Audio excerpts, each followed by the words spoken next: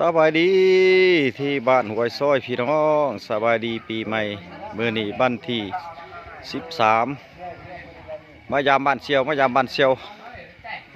ปีใหม่ตอนรับปีใหม่เชียวขางวัวสร้างสรรค์บรรยากาศตอนรับปีใหม่พุ่นนะอันนี้กำลังมาฮอดเนาะก็เลยสิถ่ายคลิปลง YouTube ไว้เป็นที่ระลึกพี่น้องอันนี้แม่นบรรยากาศแล้วก็ทำได้ธรรมศาสตร์อยู่บ้านเชียวเนาะเชียวจูจีนเนาะ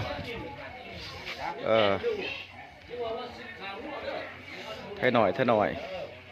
ทยผู้หน่อยพี่น้องเชียวจูอันนี้บ้านเชียวเนาะ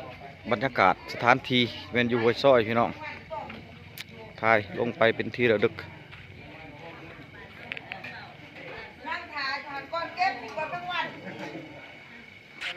อันนี้แม่นเฮือนไผ่เฮือนเนาะเฮือนไผ่เชียวนี่ไม่เชียวกำลังเฮ็ดของกินนี่กำลังสิล้างถ้วยล้างจานนี่ไม่เชียวขอถ่ายรูปน้ำเด้อสิลง YouTube ให้บาดนี้เป็นที่ระลึกโอเคโอ้ไม่เชียวจบแล้วเจ้าไม่ขี่เป็นโมเจ้าสันถ่ายไปโลดจบแล้วแม่ครัวน้องสาวเฮาเป็นแม่ครัวมื้อนี้โอ้ยแม่ครัวก็เฮือแตกแตนพี่แนมเบิ่งกล้องจักบาทในบาทนึงนี่นะแม่ครัวกับเอ้ยเนาะอีต้นแม่ครัวนี่โอ้ยอากาศร้อนพี่น้องฝนก็บ่ตกให้บ่ได้พักบ่ได้เช้าสู้จะได้มื้ออื่นกับบุญน่ะนี่อันนี้แม่นบ้านเชี่ยวเนาะบ้านเชี่ยวมายามเพิ่นมื้อนี้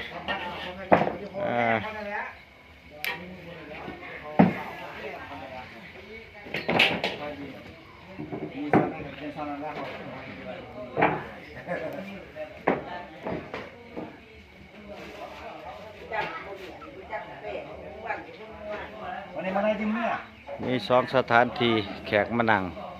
หมู่คู่มานั่งเชี่ยวก็มาต้อนรับเบื้องนี้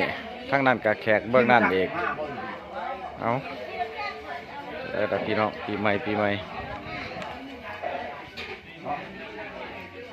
จะคิดเมื่อมันจะโคปาเช่คนนึงแล้วจะหักเมื่อเช่คันนึงเมื่อนั่นแหละเอารถตัวนี้มาเพราะนึกคิดจอดอยู่แสดงทำตะแค่ทำสปอร์ตรถไม่ทันมันไหวโพดคนเจ็บล่างคนไปเห็นไปท่านลูกมาคนทำมาเองคนตะเพดในป้าอยู่ตะแค่ไปรถประทันบันนี้เรื่องนี้ก็มายากจังมากพี่ทำวันนี้มันทำยากใช้เวลาชงกันแล้วอาทิตย์เนี่ยจะอาทิตย์อันไหน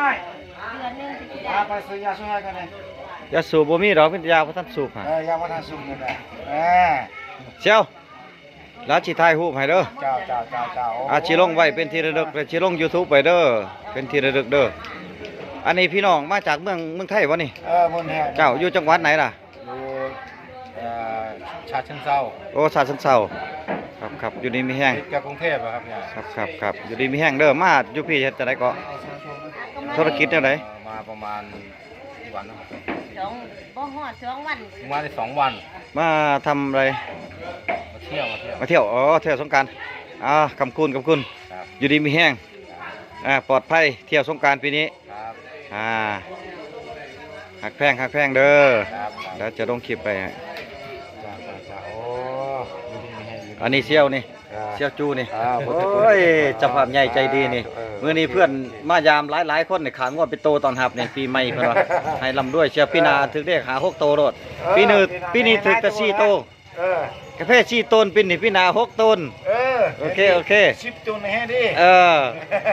กันดูแล้วมันสิได้อยู่ดอกไงมาเที่ยวกะเมื่อวานแรกก็ได้6ต้นมาเที่ยวก็ได้เห็นดิอันน้ำมูกเข้าโอเคเจ้าลำด้วยดีไม่แห้งหักแพงกันอาชีพถ่ายเอาทำเล่แล้วก็บรรยากาศหอเพื่อนนี่ลงไปเป็นที่ระลึกเว้ยให้ดูร้านเขาเบิ่งหยุดได้เบียร์กันเนาะอาชีพถ่ายได้กินได้ก็ได้ว่าเป็นยังเนาะอนุญาตเด้อกินเบียร์พี่น้องหักแพงกันคำคุณปีใหม่เจ้าลำด้วยหักแพงกันตลอดไปเฮาเพื่อนกันตลอดไปนะ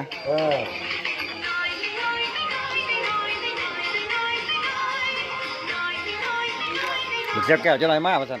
มา อืม ไปโฮเซ่ เชิญสุกไปรอองกัน เชี่ยวแก่แม่จะอะไรมา อืม เขาทหารนอนพ่อพี่น้อง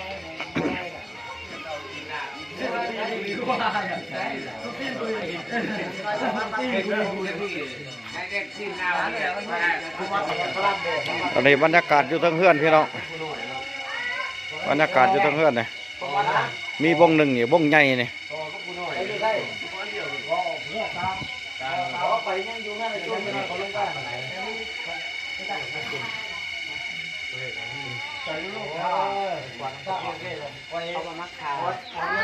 คนจีน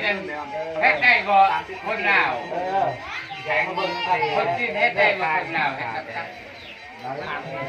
เจ้าก็ว่าจักทักภาษาจีนภาษาเวียดเนาะเจ้าเนาะ ญาติพ่อคนจีน ไปจักตับก็มี ว่าน้ำจีนอ่ะ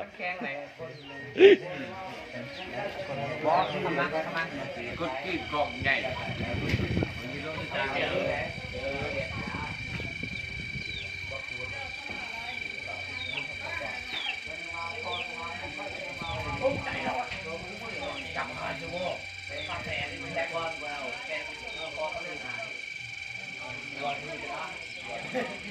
สถานที่วันหวยซ้อยเด้อพี่น้องเด้อเฮือนเชียวเชียวจูเฮาปวดไม่เชียวมาเด่นมาเที่ยวน้ำเพิ่นข่าว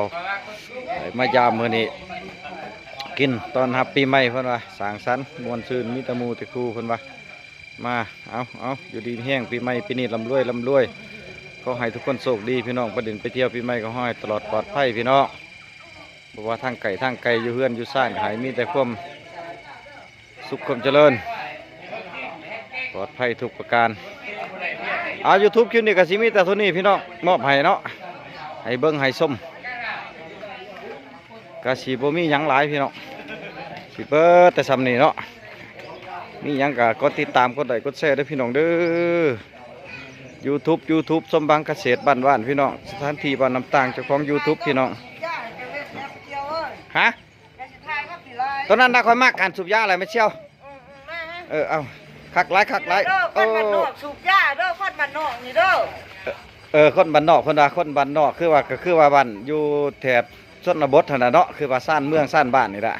อยู่นอกอยู่ป่าอยู่เขานี่แหละ เขามาสูบยา สูบยากอกพันธุ์เนาะกอกยากอกใบไม้เนาะ แม่น กอกใบตอง แม่น ธรรมศาสตร์บ้านเฮาบ่เป็นหยังดอกเพิ่นบ่ได้ว่าให้ช่างดอก ถ่ายลงเบิ่งเขาไปเบิ่งแน่ เบิ่งไม่เชี่ยวมันน่ะก็ติดตามสิเป็นที่ดึกดอก YouTube มันบ่ดึกดอกลงใบตลอดเด้อโลดอันนี้เป็นลูกสาวเนาะ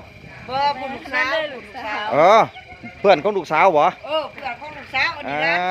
ร้านนี่ อันนี้เป็นลูกสาวเห็นเด้อนี่เมื่อบ้านเทื่อนึงนี่เมื่อเฮือนนี่เห็นอยู่นี่อันนี้เสี่ยวจู้นี่เจ้าภาพใหญ่ใจดีเพิ่นนี่มื้อนี้ตอนรับปีใหม่ขางัว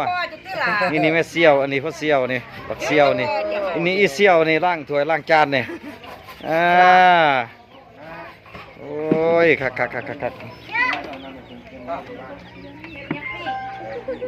เอาอยู่ดีแพงโศกใส่ปีใหม่เด้อ YouTube คลิปนี้ก็สิเบิดตัวนี้เด้อพี่น้องเด้อใครเห็นก็ติดตามเด้อกดไลค์กดแชร์ให้แน่กดกระดิ่งกดหัวใจพี่น้อง YouTube สมบังเกษตรบ้านอยู่สถานที่บ้านน้ำตางพี่น้องช่องนี้ก็บ่ทันได้ผ่านเด้อพี่น้องเด้อเป็นกำลังใจให้แน่เด้อ YouTube เด้อเอาสบายดีปีใหม่